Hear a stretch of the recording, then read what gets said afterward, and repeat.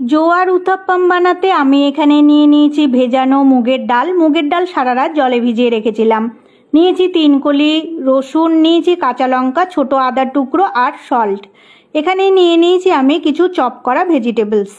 এবার মিক্সির মধ্যে অল্প পরিমাণে জল অ্যাড করে হাই স্পিডে ঘুরিয়ে মুগ ডালের একটা ব্যাটার আমি তৈরি করে নিলাম। তার মধ্যে অ্যাড করে দিলাম 1 কাপ জোয়ারের আটা। জোয়ারের আটা আমি ব্যাটারের সাথে ভালোভাবে মিশিয়ে নিলাম।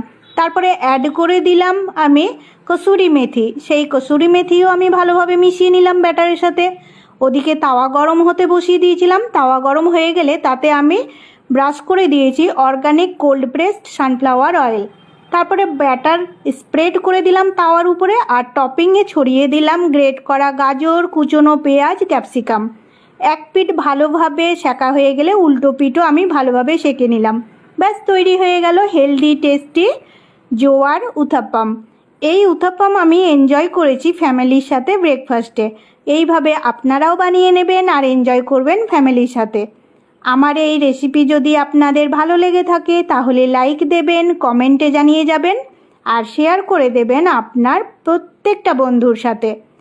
এখানে আমি যে ভেজিটেবলস ব্যবহার করেছি, এখানে আপনারা আপনাদের ইচ্ছে মতো পছন্দ মতো ভেজিটেবলস ব্যবহার করবেন।